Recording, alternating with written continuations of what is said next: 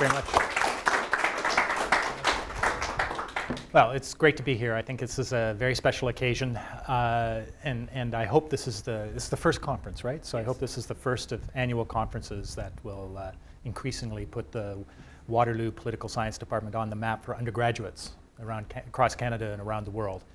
I'm delighted to be here. I see some familiar faces and some not so familiar ones. I thought that we would make this a conversation about some provisional ideas, in a sense some experimental ideas that have been in the back of my mind for quite some time, but seem to increasingly have some grip on the world and help us understand something about the way the world is developing.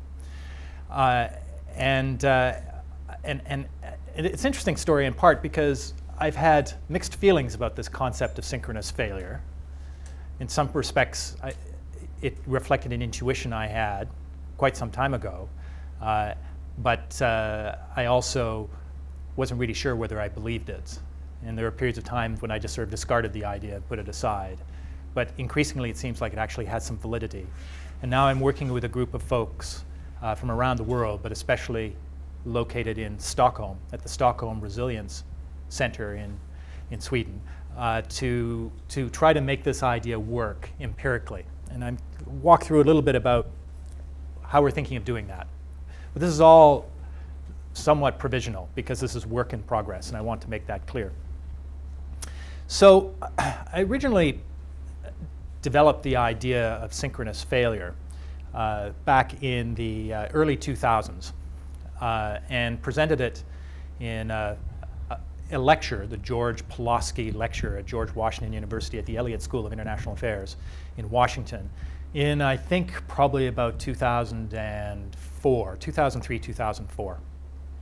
And the basic idea is represented by this diagram here, that we have increasingly in our world a situation where our societies and our institutions are confronting multiple converging stresses. You get the sense of convergence. A lot of things happening simultaneously, and very importantly, and that's what these little multiplication signs represent, that there's interaction between these stresses. That in a sense the whole is more than the sum of the parts. That there can be powerful multiplicative effects when you get these things operating together. And I was interested in this idea in part because of work that I had read on the sources of large-scale societal revolutions, the great revolutions in history, such as the French Revolution in the 18th century, the Russian Revolution in the early 20th century, the Iranian Revolution in 1979. People who've studied those revolutions very closely, like Jack Goldstone, whose work I'd highly recommend, noticed that there was a critical characteristic in each one of these situations, and that is that the social system overall, and especially the state, was being hit by multiple forces simultaneously. That there were a lot of things happening, and they were happening at different levels within the society, at the level of the population as a whole, the level of perhaps the business elites, within the military. And the problem that the state in particular had was simply one of managing simultaneously interacting stresses. It was the multiplicity of things happening that really ultimately overwhelmed the society and produced the revolutionary situation. So I was interested in this idea of multiplicity. And in the paper that I presented down at the Elliott School, and then later in my book, The Upside of Down, this idea figured quite centrally. And I identified in particular 5 stresses: population growth, environmental damage, energy scarcity, climate change, and economic inequality, producing a situation of societal overload. I'll talk about these stresses in a moment, but let's just talk about this idea of overload. Relatively simple idea. When you poke around, you see that it's all over the place in the social sciences and in political science. You can think of it in very simplistic terms as sort of the situation where one force overwhelms another force and causes a sudden shift in the behavior of a system. So for instance, you put a brick on a inclined plane and you slowly increase the inclination, and eventually the brick will just slide. And it will slide suddenly. At one point it will be stopped, and you increase the inclination a little bit more, and it will give way. It will slide, and perhaps quite quickly, down to the bottom of the inclined plane. And a situation here, you have basically the gravitational force overcoming the frictional resistance. And you can think of it as sort of a ratio of the force to the resistance. Within a society, you could think of this as a ratio of stress to coping capacity. When the stress exceeds the coping capacity, you have a system discontinuity. You have a flip of some kind. And this idea of a flip between one state and another state, between a stationary brick and a moving brick, turns out to be really important for complex system thinking in general. Many social phenomena, I might even wager that the majority of social phenomena at some point exhibit that kind of nonlinear or sudden threshold characteristic of a flip from one state to another state. So that's the background idea. Remember the brick. It turns out that this notion of overload, especially some kind of ratio between stress and coping capacity, where stress exceeds coping capacity and then you get a system breakdown or a flip to a new state, appears a lot in the social sciences, going back as far as Emile Durkheim in his thinking about suicide and ennui. More recently, Talcott Parsons, the sociologist, has employed a notion of overload within his understanding of functional behavior of societies. Sam Huntington did in his notion of politicized societies and highly mobilized societies, overwhelming the institutional capacity of those societies. Carl Deutsch did, and more recently some theories by people like Moiker on societal collapse have employed a very similar idea of overload and breakdown. Turns out it's all over the place. So that's what's going on here. And you can put a lot of stuff in coping capacity. It could be institutional characteristics, it can be innovative ability, it can be the psychological and cognitive capability of leaders. There may be a lot of things that influence an institution or a society's or groups or an individual's coping capacity. A lot of factors can be packed in there. But I was suggesting that what we're looking increasingly at a global level is a situation where you have these 5 macro stresses. In fact, to emphasize this overload idea, I call them tectonic stresses. These 5 tectonic stresses building up under the surface of the global system, just like the tectonic stress from tectonic plates moving, grinding against each other. You don't see a lot on the surface for a long period of time. There might not actually be any activity at all. I'm from Victoria. You know, they're expecting a magnitude 8.5 quake out there at any time. But you go out there and you actually don't think about being in buildings with, you know, hundreds of tons of material over the top of you and stuff, you know, or walking along the side of a skyscraper where all the glass might pop out or something like that. You just, you know, because the fact that the Earth is not moving all the time, you just don't pay attention to it. But boy, when it moves, and in the future, at some point, it's going to really move, and it's probably going to do absolutely horrific damage to a lot of the cities out there, from Seattle through Victoria and Vancouver. And you know, scientists say that it's very likely to happen within the next 100, 150 years. Could happen tomorrow, could happen next century. But the characteristic there is, again, a build up of pressure under the surface, and then a release of energy, enormous quantities of energy. And I think that the analogy is actually very strong, that what we're seeing here are long-term, what you could call slow creep developments that may not manifest themselves in any large disruption within societies for long periods of time. And then perhaps various combinations of them, or even individually, they might produce an overload of coping capacity and a sudden change in the system behavior. Now you can imagine this represents some pretty serious problems for policymakers, because as long as everything looks like it's okay, you don't seem to have much incentive to invest in dealing with these deeper problems. These are root causes, and we don't do a very good job for the most part of dealing with root causes of long-term crisis. So that was the idea. I developed it in the upside of down, and when the book was published, I actually, I felt really uncomfortable about this synchronous failure idea. And I don't know why, and I didn't know why then, I still don't know why, but it may be that it just felt too hopelessly apocalyptic. You know, that I just, oh, really, in the end. You know, when you build stories like this, you actually have trouble living with yourself sometimes, and I just decided to go and think about other things. But but before I go on to say how the idea was received, here's how I defined it in the book. Just a couple of paragraphs. For those of you who might not be able to read it at the back, the stresses and multipliers, which I just identified on the previous slide, are a lethal mixture that sharply boosts the risk of collapse of the political, social, and economic order in individual countries and globally, an outcome I call synchronous failure. This would be destructive, not creative catastrophe. It would affect large regions and even sweep around the globe, in the process deeply damaging the human prospect. And here I'm emphasizing the convergence and simultaneity of the stresses. The convergence of stresses that's especially treacherous and makes synchronous failure a possibility as never before. In coming years, our societies won't face one or two major challenges at once, as usually happened in the past. And that's an empirical claim, by the way, which is important. It's not necessarily true. Is it true that in the past, society sort of dealt with one or two major challenges at a time? And now we've got more? I just want to put that out there because that's part of the research program.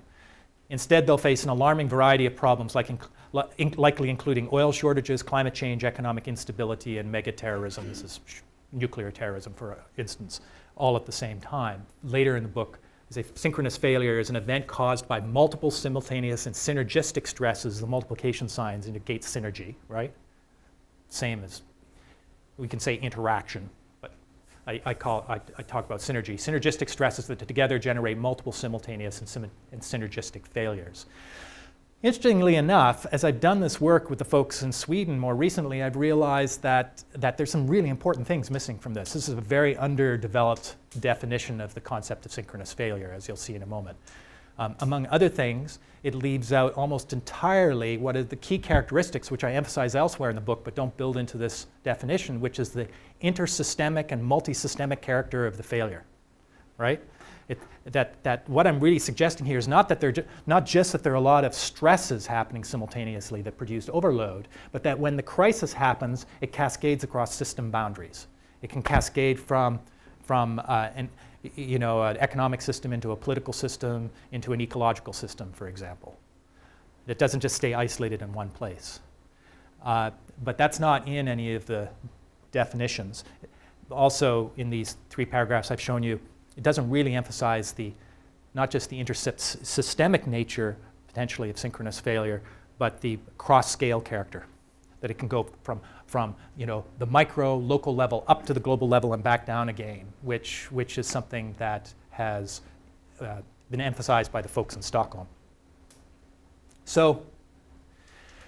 So I went off and did other things, and then I started to hear that the concept was turning up in various places. For instance, in this report in 2011, the United Nations Global Assessment Report on Disaster Risk Reduction. And here somebody was using, this fellow Randolph Kent at King's College in London, was using the concept of synchronous failure to understand the cascading consequences of the Fukushima disaster. It turns out, he didn't know this at the time when he was writing, but the Fukushima disaster came very close to being way bigger than it actually was.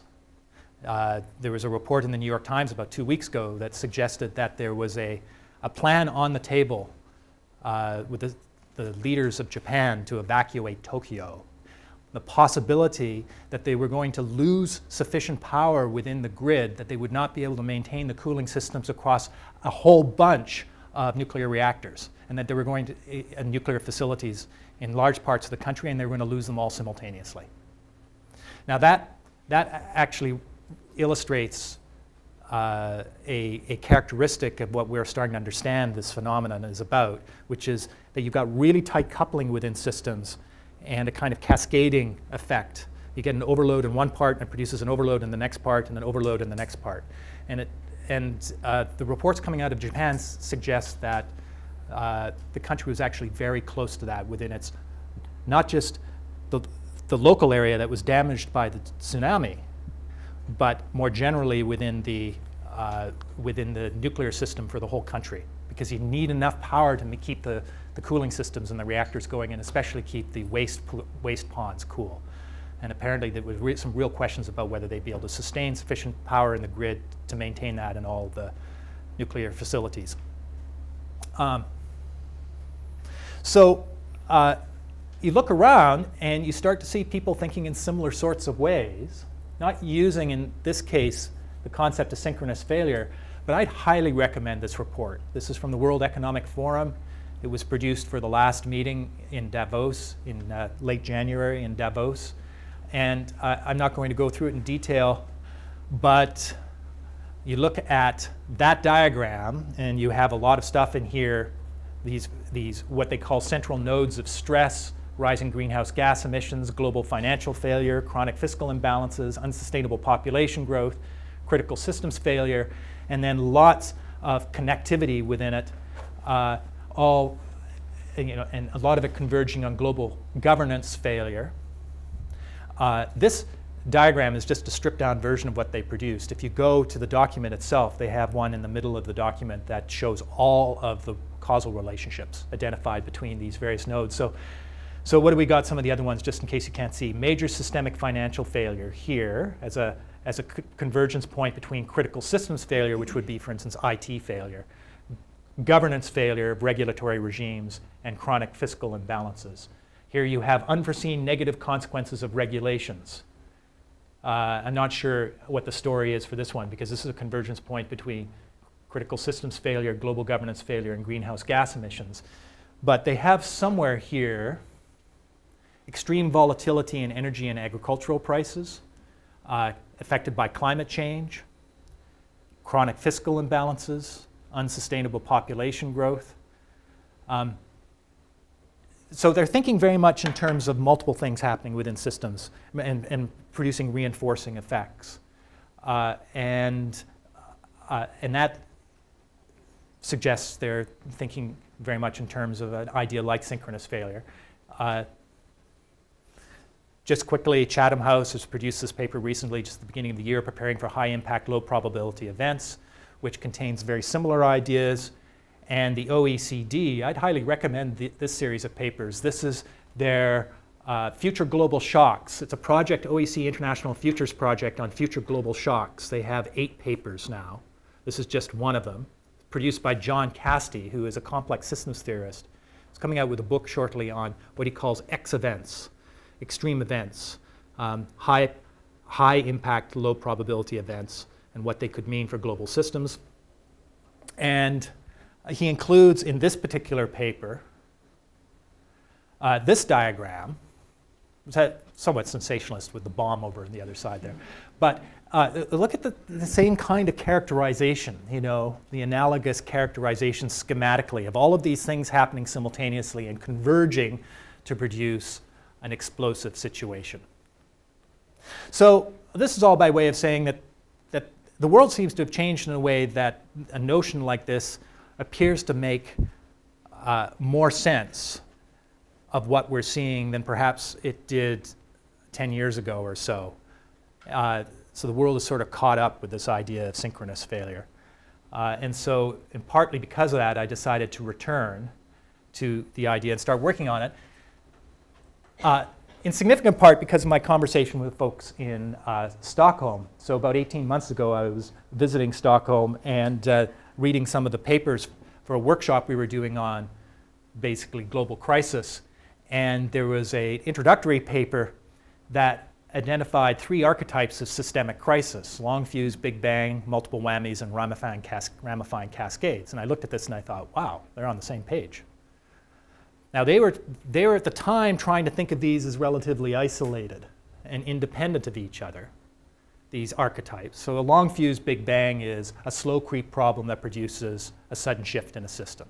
That's the kind of overload model that I was suggesting before. Multiple whammies, there's the multiple simultaneous interacting stresses, right? Ramifying cascade, explosion of big bang outwards through tightly connected systems and tightly coupled systems. Ramifying, it's a word that's misused a lot, but I like the original meaning, which is it emphasizes this notion of branching, the branching character of things. Trees ramify, Ramus, I think, is Latin for branch. And that's really what happens within tightly coupled ecological, economic, food systems, energy systems. You get a shock, and it's a bit like a row of dominoes falling over, but it's like the dominoes are going in every direction. It's not just one row. You know, they're branching outwards, and you have Ys. You know, sometimes if you got a lot of dominoes, you could make them branch and things like that, and have them do funny things. If you've watched the movie Robots, there's a great scene in there with dominoes, cascades of dominoes falling over. Well, that's the ramifying is the idea of branching outwards of a shock producing cascades in multiple directions. So I looked at this and I thought, wow, these people seem to be thinking in very similar terms. And my response to reading this was, you need to think about linking these things together temporally, because they actually work in a sequence. And the folks there, as far as I could gather, had not yet thought about that. So we decided to build the model, and we produced this over a couple of days. Since my work early on in the 1990s on environment and conflict, I've become very suspicious of models that go in one direction causally. Just about everything loops back at some form, at some time. But here we're taking a slice going forward in time, and we're just looking at it through time. And for simplicity purposes, we've got a beginning and an end.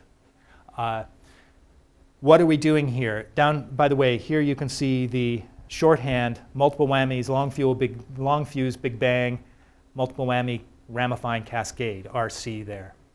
So here we have two systems. This is very schematic, okay?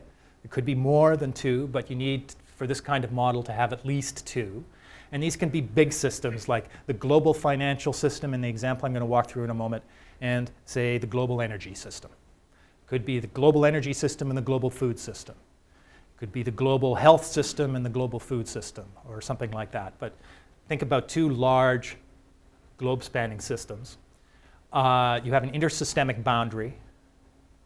You have, for each of these systems, some range of multiple simultaneous stresses. There's the converging stresses, right? So this is what you have here is that first model that I showed in the first slide. So you get an overload of the two systems. You get independent systemic crises, and then interaction between those independent systemic crises to cause a multi-systemic crisis.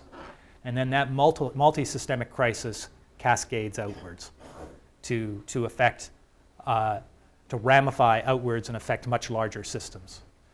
Now, there are a couple of additional things to look at. A very important part of this model, and whether it works or not, is going to be largely determined by these phenomena here.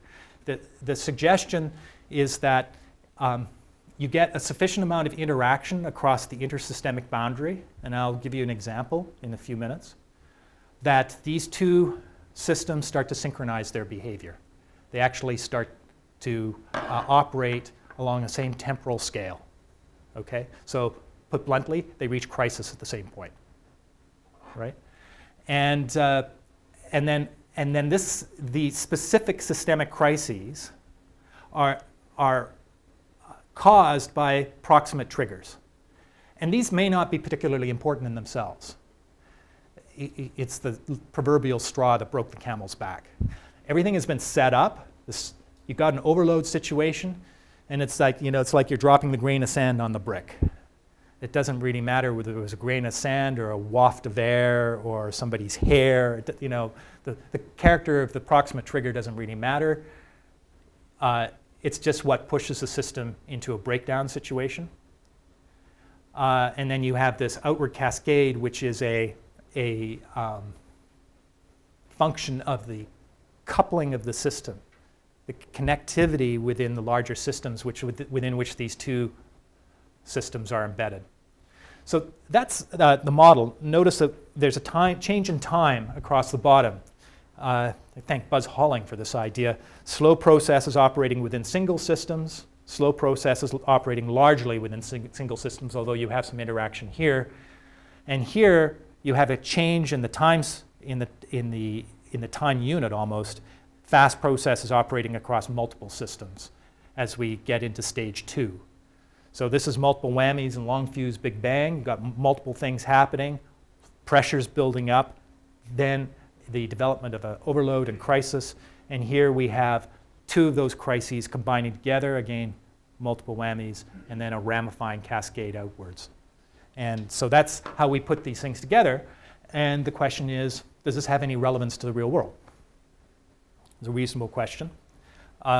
So what we decided to do is tell some stories about recent crises to see if they could map onto something like this. Just, you know, first order analysis, prima facie, can you take some of the things that we've seen in the world recently and make sense of them using this kind of model? So I'm going to spend a bit of time doing that with one, and then I'm going to talk about further how we want to empirically ground this. Just a point on that. The telling stories isn't enough. We told the stories. We told a really good story, I think, about the 2008 financial crisis, or what I would actually call the energy financial crisis, for reasons I'll show in a moment. We told, I think, a pretty good story about the 2008 food price spike in these terms. But when we finished that, there are 10 or a dozen people working on this paper. A couple of folks got back very astutely and said, yeah, well, this is interesting, and maybe it could be a policy piece somewhere, maybe a policy outlook piece, a policy forum piece in science, but nobody's going to really cite it as a piece of research. If we want to do this right, we need to ground it empirically in some essentially testable hypotheses, and then do some of the testing. So I want to explain how we think we might do that. But first of all, let me tell one of the stories. So this is the 2008 to X, because I don't think the crisis has ended. But why don't we say 2008-2009 global financial crisis? And actually, we're going to call this the energy financial crisis, okay?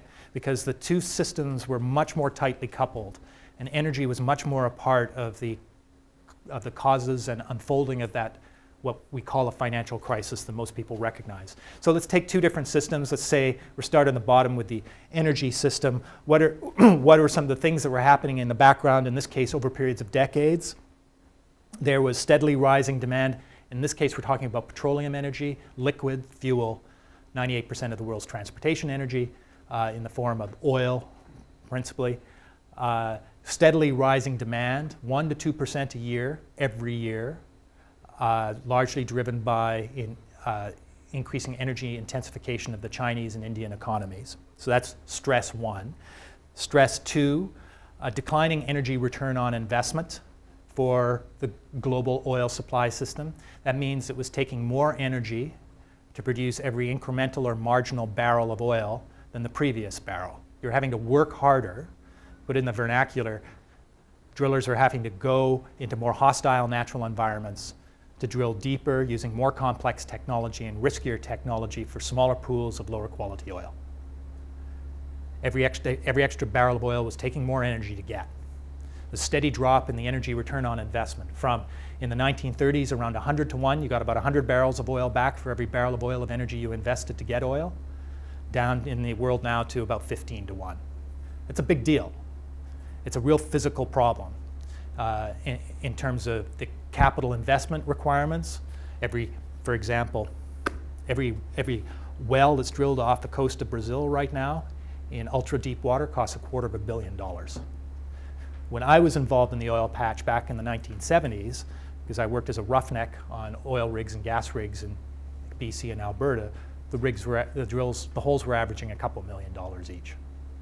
There's enormous escalation in cost. So that's a second long-term systemic stress. A third long-term stress is declining conventional production from mature fields. And this is a big deal, not widely recognized.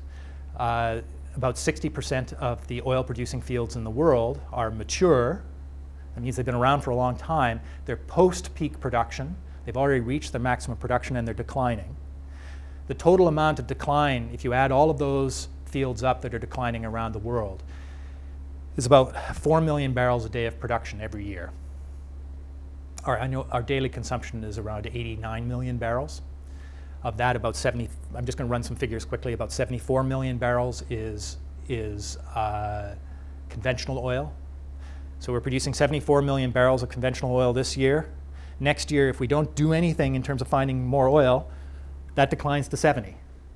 Next year after that, to 66. Next year after that, to 62. You got to work hard to fill the gap produced by declining conventional production. And you got to work hard to fill the gap produced by declining conventional production at exactly the same time the energy return on investment is falling. At exactly the same time, global demand is increasing 1% to 2% a year. This is a really serious problem. If you wonder why gasoline prices are, oil prices are running at $100 a barrel in North America and $125 a barrel in Brent right now for Brent crude, because essentially all the slack in the global oil economy, despite the fact that the global economy overall is just staggering along and is not terribly healthy, the slack in the global oil supply economy has largely disappeared. So these are background stresses. What about some of the background stresses in the financial system? The story here is a somewhat more complicated one. I'd have more stresses. And I'll just run through quickly. We could have a big conversation about this. Again, these developed over periods of decades, but especially in the 80s, 90s, and the first half of the 2000s. The first would be the progressive securitization of assets, the production of a much larger array of debt-based assets of various kinds.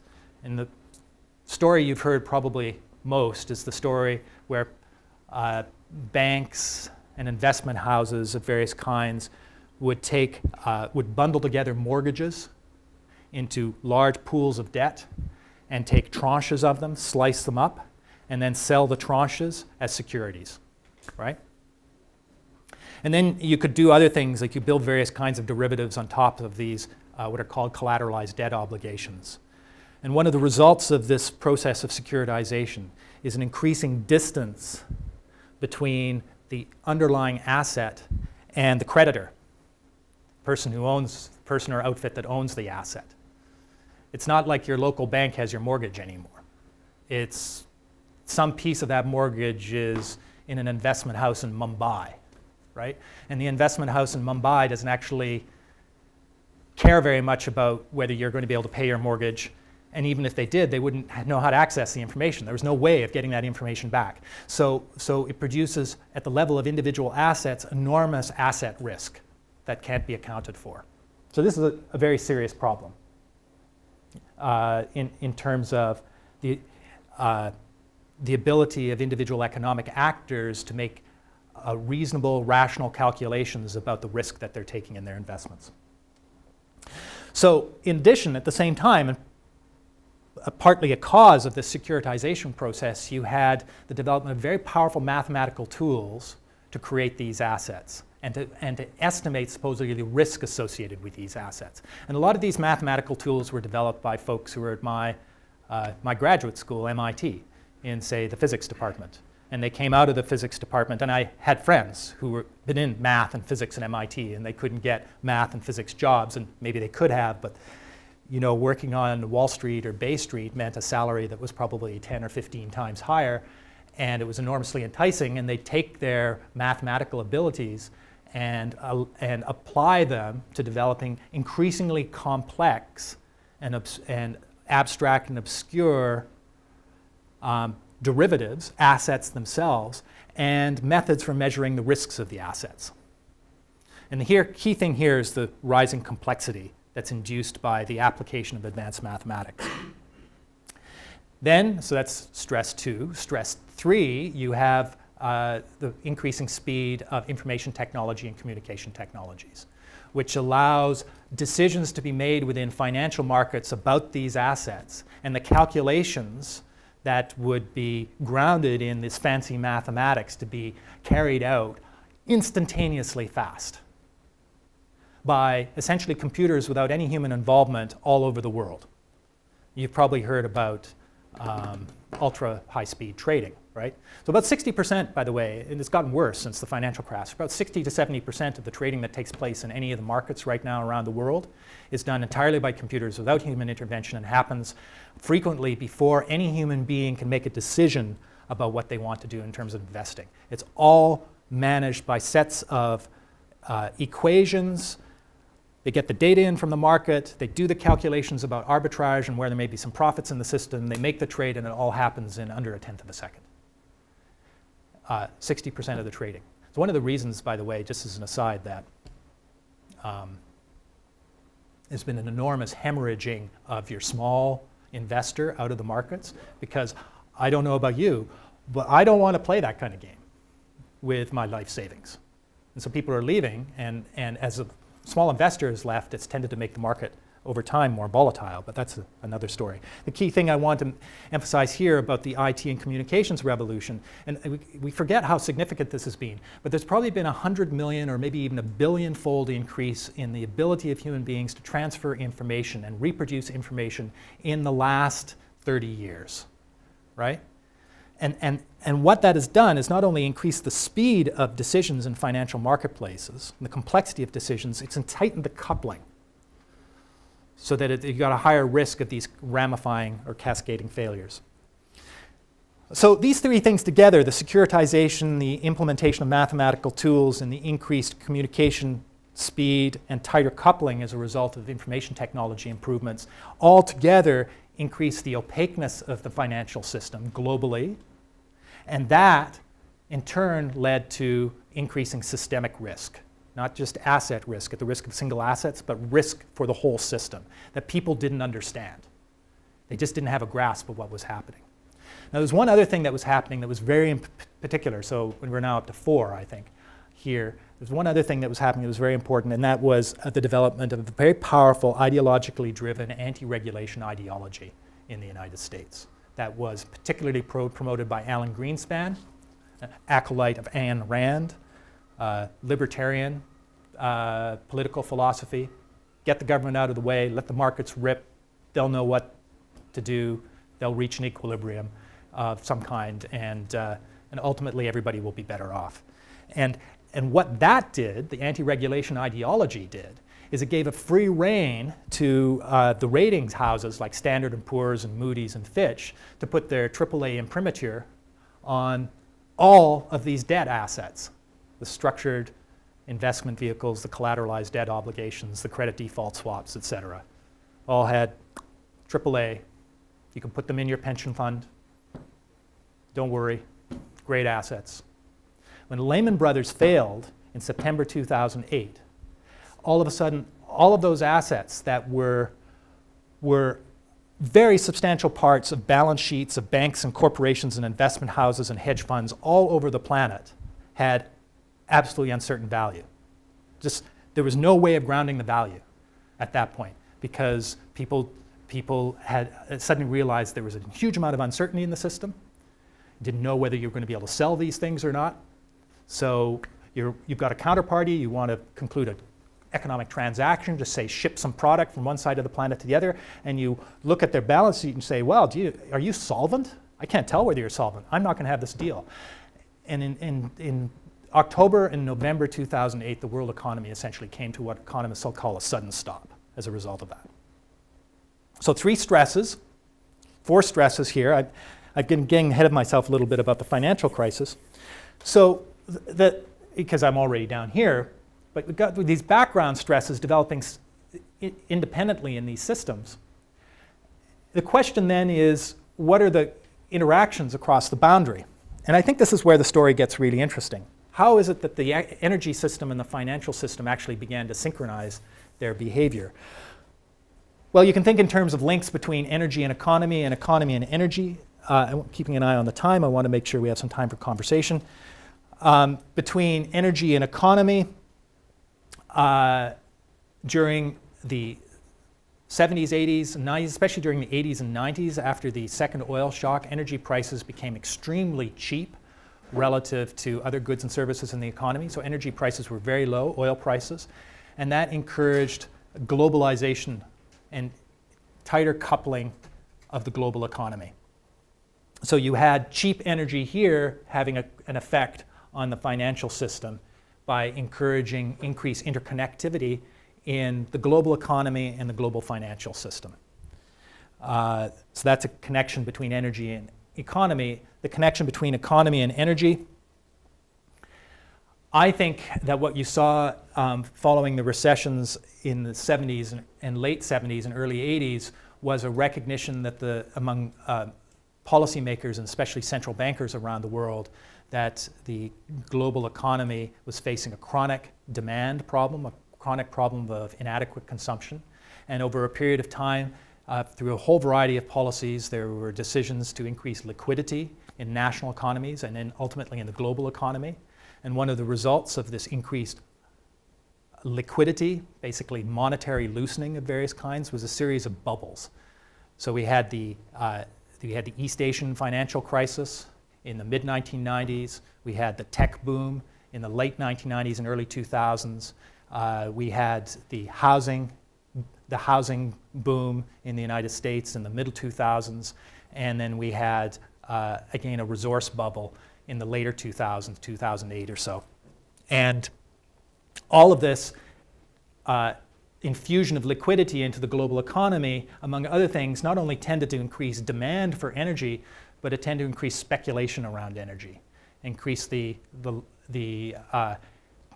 tendency of speculators to get into energy markets and try to leverage them using often similar tools to the derivatives and assets that they had developed in elsewhere in the securitized global financial system. This is an important part of the story. It needs to be investigated. As I said before, in the absence of really telling the story about how the two systems are integrated, I'm not sure that the model has tremendous utility. But assuming that there were some interconnections here, it is interesting how both systems seem to reach, both the energy system and the financial system seem to reach a crisis point towards the end of 2008. Sorry, about the middle of 2008. Before the collapse of Lehman Brothers. So in the summer of 2008, at the same time that the housing market had really hit the rocks in the United States, global oil prices reached $150 a barrel. They went from $90 a barrel to $150 a barrel in the first 6 months of 2008. And then after the Lehman collapse and collapse of demand in the global economy, oil prices collapsed down to under $50 a barrel by the end of the year. That's an enormous change. 90 to 150 down to $50 a barrel, all within 1 year. Why? Well, you know, the actual story about the Proxima Triggers is an interesting one. I do want to say something about this, though. What was happening in terms of overload? Well, on the energy side, what was happening is these underlying energy pressures, stresses were developing, the ones I was talking about, increased demand, declining energy return on investment, declining conventional production. As the slack disappeared from the global economy and as more liquidity, from the global oil supply system, and as more liquidity moved into the global economy more generally and into oil speculation, you found a situation where prices actually went up in a situation of scarcity. Normally what would happen is you'd have scarcity, prices would go up, you'd get conservation and more exploration, more production of oil, prices would decline. Instead, what you seem to see here was a situation where you had scarcity, it produces opportunity for speculators, and that simply meant higher and higher prices. So you seem to have a breakdown of what you might call the normal mechanisms of market regulation of oil prices as we got into 2008 or so. And within the financial system, especially in the United States in 2008, you had a situation where banks were having enormous trouble writing off the failure of failed securitized assets that were underwritten by subprime mortgages, and they couldn't keep up with the process of basically writing them off their books. As it turned out, people couldn't pay their mortgages. And so again, you were getting a situation where the coping capacity, and we need some specific figures on this, but the coping capacity of the market mechanisms was being overloaded by the stress on those market mechanisms. So what was happening in the world at that time that could be characterized as a proximate trigger that produced a larger crisis? So you've got these background stresses, You've got market mechanisms that are no longer effectively responding and regulating the systems in response to those stresses, that they're exhibiting what you could call overload. You have some kind of apparent synchronization over a long period of time between the two systems. But what actually happened in 2008? Well, there are a lot of possible candidates for the Proxima Trigger, but I think one that is likely quite significant is the crossing of the $4 a gallon threshold for gasoline costs in the United States. So a lot of the subprime mortgages had been provided to support suburban and exurban housing tracts that had been built a long way from the cores of urban areas in the United States, in California and Arizona and Florida. So these folks had to commute long distances, an hour or more each way.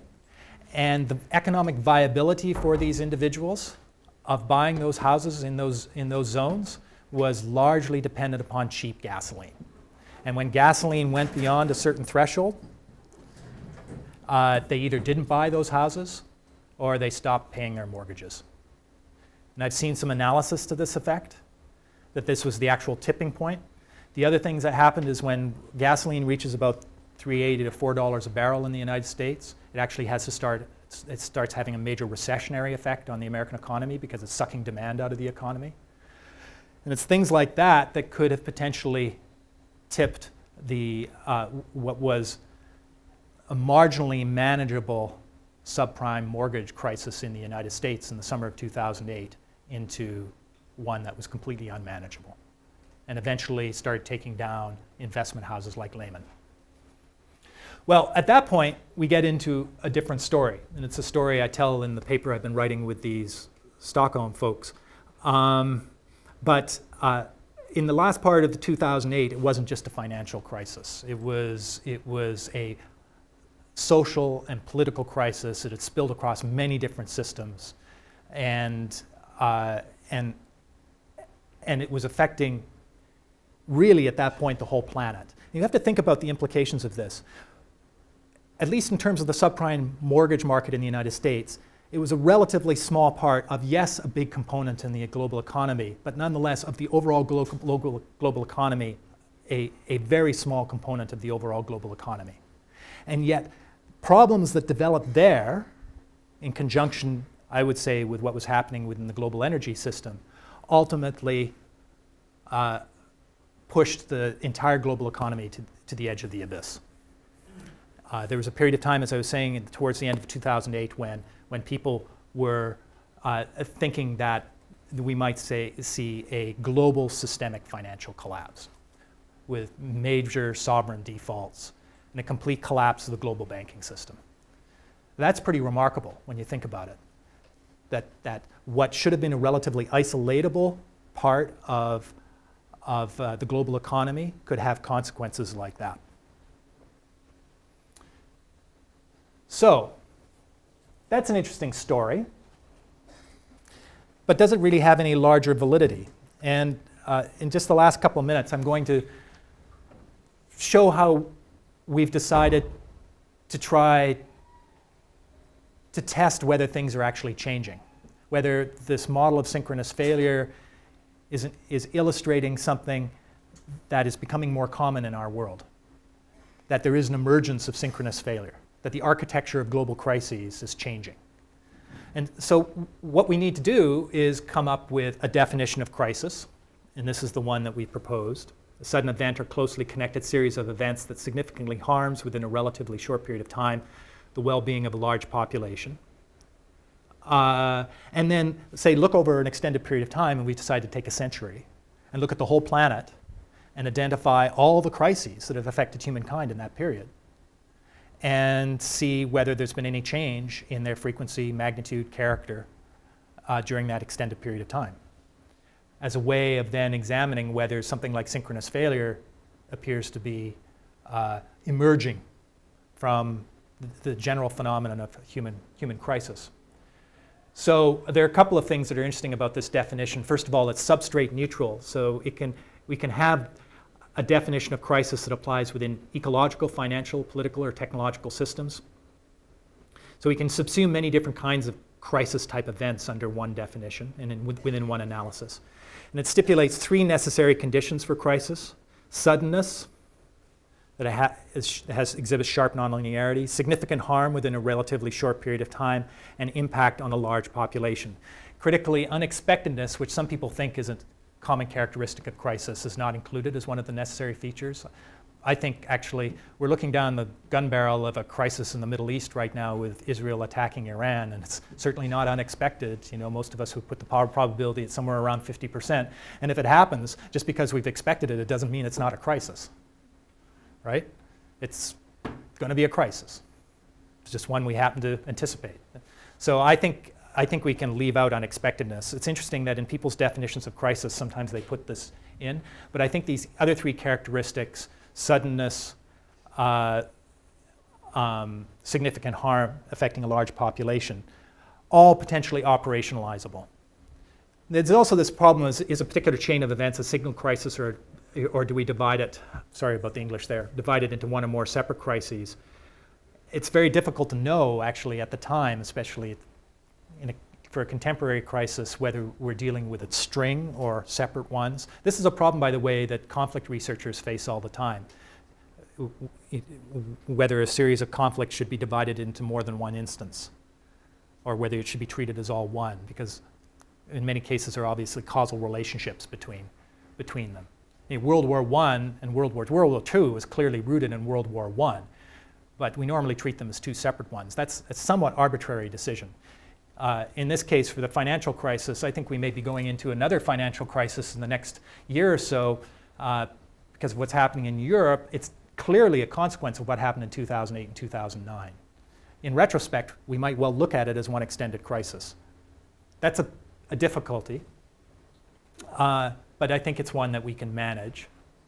And what we intend to do over the next couple of months is generate a very extended table of this kind, which will identify crises, identify their rough start, the form and degree of harm, their duration, estimated duration, the size of the affected population, and then some rough and ready measure of magnitude from small to extreme, which will actually be estimated on the basis of the size of the population affected. So the degree of harm, we've decided to operationalize degree of harm in terms of at least a 10% decrement in well-being of the affected population within a year. And it needs to be objectively measurable characteristic of that population. So it could be caloric intake, it could be income, something like that. And if you pass that threshold, then you've got a crisis. And then the magnitude of the crisis at that point is determined by how many people are affected. And we'll probably do this logarithmically, something like 10,000, 100,000, 1 million, 10 million, 100 million, billion. Billion is an extreme crisis. But we're actually going to do this in terms of a logarithmic proportion of the world population at a given time. If we're going back a century, of course, the human population, a billion in 1920 was a lot bigger chunk of the human population than a billion in 2012.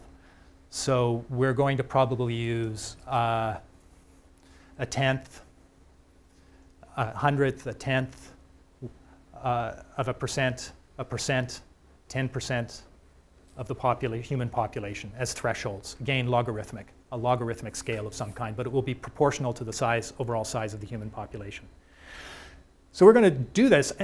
Interestingly enough, I've never seen anything like this out there. You'd think that would be a pretty obvious thing to do. Go back a century and look at all the major shocks that humankind has faced. Try to come up with some kind of normalized assessment of what the impacts are in terms of the decrement in human well-being, and compare and contrast them in such a way as you can draw out information about trends, whether they're getting to be more frequent, bigger, more intersystemic. But up to this point, as far as we know, nobody else is engaged in this exercise. When we do this, then we'll have a much better basis for taking, say, a selection of the crises over the last century and then telling the stories about those crises to see whether internally they're changing, there's been a change in character of crises. Whether the big crises that we saw in, say, the 1950s and 60s were internally less intersystemic, less cross-scale in character than the ones that we're seeing today. We have this intuition that the world's different. So the question we're asking basically, empirically, is it really different when it comes to crises? And we will see where we go with this. We're hoping to have this particular research finished by the end of the summer. That's all I've got to say. Well.